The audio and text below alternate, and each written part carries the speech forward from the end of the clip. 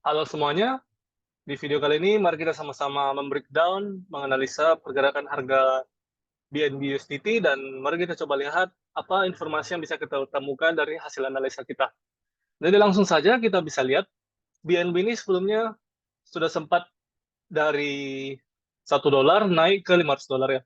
Jadi itu hampir 500 kali lipat. Nah, kemudian bisa kita lihat di sini secara daily, price itu mengalami kenaikan dan lalu dia mengalami semacam sideways atau ranging di level $182 dan $690 USDT. Nah, kalau misalnya kita masuk ke bigger time frame, coba kita menganalisa apa yang bisa kita ketahui di sini. Di sini bisa kita ketahui sebelumnya ada bullish structure ya, ditandai dengan price dan higher high dan higher low dan higher prices. Jadi di sini. Nah, lalu apa yang bisa kita lihat? Kita coba turun dulu ke weekly karena monthly kurang memberikan informasi, kurang banyak data. Nah, di sini kita bisa melihat sesuatu yang menarik, yaitu sebelumnya price mencoba menembus, ini kan all time high-nya ya, ini kan level tertingginya. Price dulu sempat mencoba menembus all time high-nya namun gagal dan turun mengejar low dari range-nya. Maka price ini membentuk range baru atau pembesaran range sedikit dari low ini. Nah, setelah low ini ditembus, inilah yang tadi di monthly yang kita temukan range-nya. Nah, hal yang menarik sekarang adalah setelah gagal menembus all time high ini, price sekarang lagi retest supply atau area resisten yang ada di area premium sebelumnya. Jadi, sekarang price ingin mencoba menembus um, harga tertinggi lagi dengan cara di sini dia mulai ngebase lagi. Nah, hal yang menarik dari Binance ini atau BNB ini adalah kita bisa lihat bagaimana proses harga naik ke level sekarang. Kita tahu fase pergerakan harga itu dimulai dari kumulasi, markup atau public participation, lalu ada distribusi. Dan kembali lagi ke fase fear, markdown, dan depresi dan akumulasi lagi. Nah, kita bisa lihat ke fenomena ini lumayan terjadi di Binance. Bisa ditandai dengan di sini kita bisa lihat adanya fase eksesif pertama, lalu di sini fase fear atau public participation versi bearish continuation, dan di sini adalah versi time capitulation atau price capitulation atau depresi, di mana semua orang sudah mulai tidak tertarik dengan asetnya, dan di sini terjadi akumulasi. Nah, jadi setelah akumulasi apa yang terjadi? Sekarang price mengalami ledakan momentum di sini dan trade di area premium di supply yang tadi kita bahas. Nah, di satu sisi kalau kita melihat secara garis besar, di sini kita bisa melihat sebenarnya terjadi pola accumulation ditandai dengan adanya double double bottom ya di situ dan breakout neckline di sini. Jadi dengan dua low ini double bottom, kita bisa memiliki potensi bahwa ini adalah fase lumayan ranging untuk Binance sebelum dia melanjutkan kenaikan menembus ini. Kenapa? Karena biasanya setelah akumulasi tadi ada markup, lalu ada public participation baru sini. Cuman tidak menutup kemungkinan kalau memang market mau koreksi dulu, mungkin ini bisa jadi skenario yang ini tadi. Jadi di sini akumulasinya, di sini sudah public participation-nya, dan di sini sudah eksesif dan distribusinya. Jadi mungkin bisa kembali lagi ke neckline ini, lalu dia mulai naik ke atas. Nah, itu skenario satu dari major major time frame-nya di weekly. Nah, kalau kita masuk ke daily, apa yang bisa kita lihat? Coba kita bersihkan dulu gambar kita. Nah, di sini kan kita bisa lihat, di sini ada supply sebelumnya ya, di level 6108 di sini, 61 atau 62 gitu kan. Jadi, di sini juga kejadiannya lumayan serupa. Um, Karakteristik dari fractal order flow-nya, di sini dia membentuk high, dan di sini dia membentuk lower high. karakteristik yang kita temukan juga dari sini membentuk high, dan di sini membentuk high.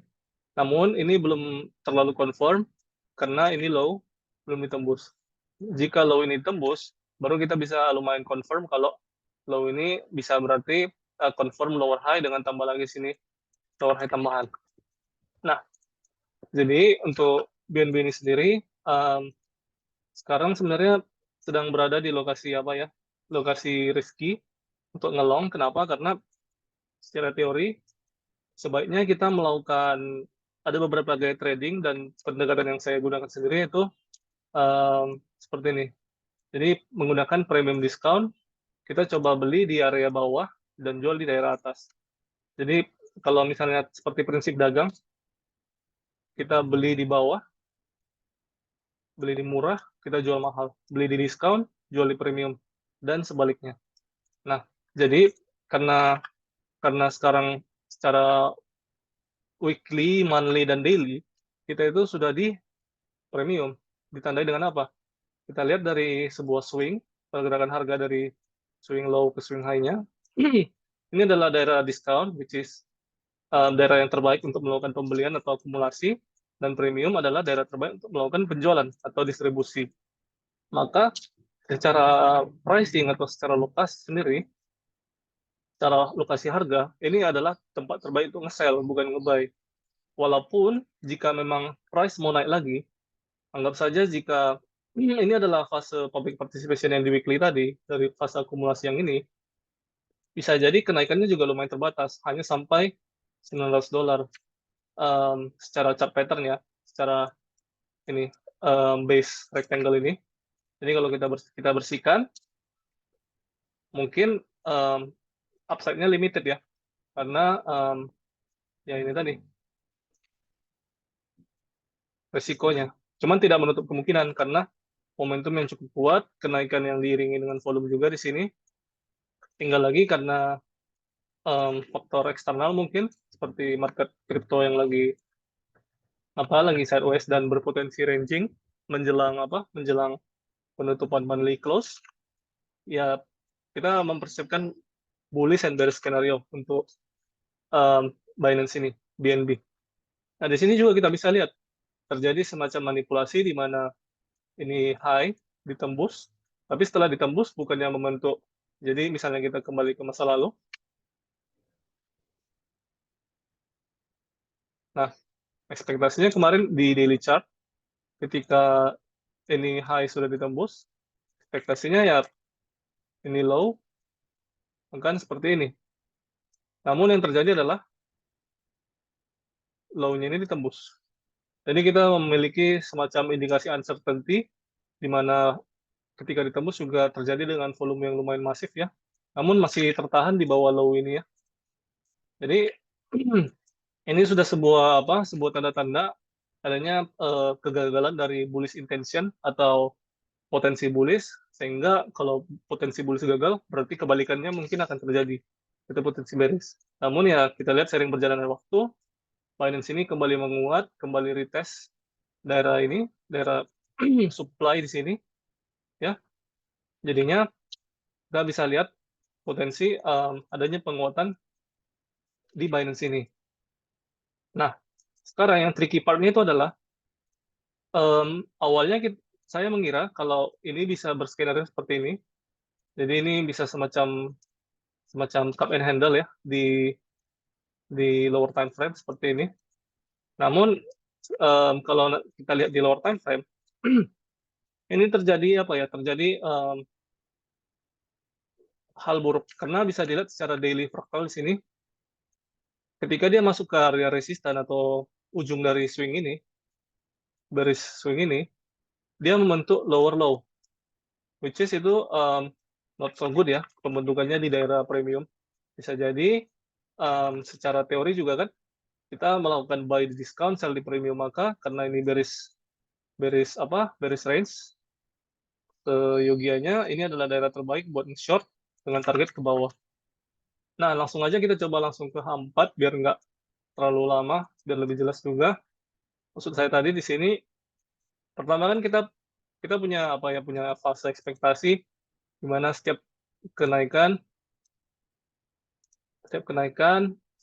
kalaupun memang trennya naik, ujung-ujungnya ada koreksi sehat. Nah, secara weekly kan juga price belum mengalami koreksi sehat.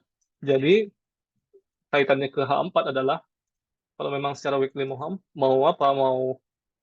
memberikan signal laba-laba untuk pullback atau koreksi, di H4 kita sudah mulai mendapatkan konfirmasi dari situ, ditandai dengan adanya bearish structure. Di sini kita bisa lihat bearish structure dan price masuk ke swing high-nya ini. Lalu di sini di H4 sendiri dia mulai membentuk lower price. Ditandai dengan apa? Ditandai dengan lower high dan lower low. Jadi langsung aja digambarkan di sini lower high dan lower low. Sini. Jadi ya bisa jadi kalau ini mau bablas, bisa jadi price mungkin turun ke sini, dan biasanya setelah bearish channel ini di breakout, mungkin akan terjadi percepatan tren ya. Dan ketika terjadi percepatan tren, mungkin ekspektasinya untuk Binance ini bisa menyerang low ini. Karena target dari bearish structure ini kan yang ini ya. Jadi bisa jadi kalau ini ditembus lagi, yang 580,6 ini, price mungkin akan turun menuju ke 508, karena itu adalah target dari bearish structure yang ini. Nah, yang ini. Nah, jadi kedengarannya lumayan bearish ya. Apakah ada potensi bullish scenario untuk ini? Jawabannya ada. Kenapa? Karena kita bisa lihat di sini kita punya range ya, range. Dan di sini juga kita sebenarnya sadar nggak sadar memiliki high low. Dan di sini kita punya higher low. Jadi di sini kita memiliki semacam semacam range yang mengecil, di mana jika nanti low yang di sekitar area diskon ini, jadi ini kan range ya, low yang mungkin di daerah diskon ini, jika nanti yang terjadi seperti ini, dan high-nya yang terbentuk di sini malah tertembus, maka tidak menutup kemungkinan kalau situasi bisa kembali berubah dan momentum bullish sukses dipertahankan, dan Binance ini, BNB ini bisa lanjut naik ke atas. Cuman concern-nya adalah, kalau diperhatikan tadi, di sini kita bisa lihat price naik dengan volume yang relatif kecil ya, di daily chart-nya. Kemudian di sini juga, kalaupun dia nanti berhasil naik ke atas, tembus ke sini, hati-hati juga skenario false breakout, di mana ini hanyalah ngambil buy side liquidity, stop loss di sini, dimanfaatkan untuk taking profit, dan price langsung koreksi tajam ke bawah. Jadi paling itu ya yang bisa kita sama-sama lihat dari skenario ini. Walaupun dia balik ke tadi yang di sini. Sini dia resistennya mulai respect ya. Ini juga low-nya yang ditembus itu. Jadi kalau resisten ini berhasil dipertahankan, berarti ya low ini gagal menembus ini. Jadi sehingga low ini harus ditembus kembali untuk retest ke atas kalau sanggup.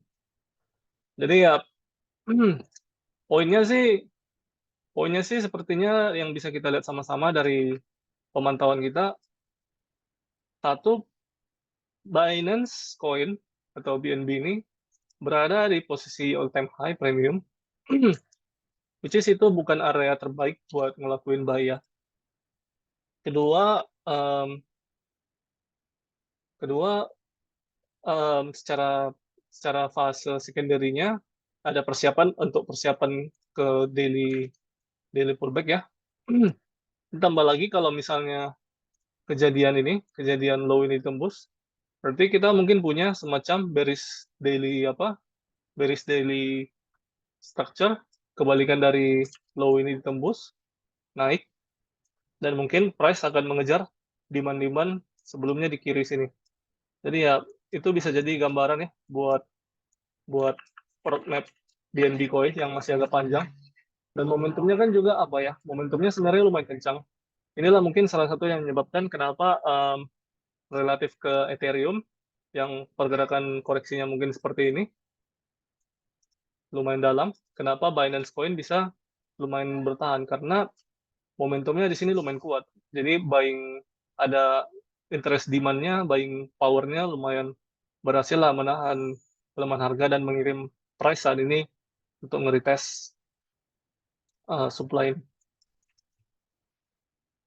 Um, Balik lagi, analisa apapun itu pasti bisa salah. Kalau misalnya ada kemajuan dari market, nanti akan kita update sama-sama.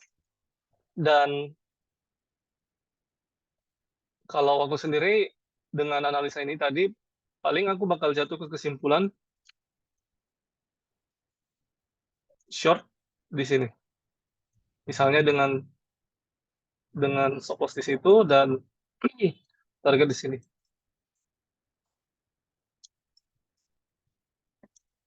Ya paling paling seperti itulah. Tapi balik lagi ya ini bukan financial advice, hanya kita sama-sama sharing analisa dan we'll see how the market develops.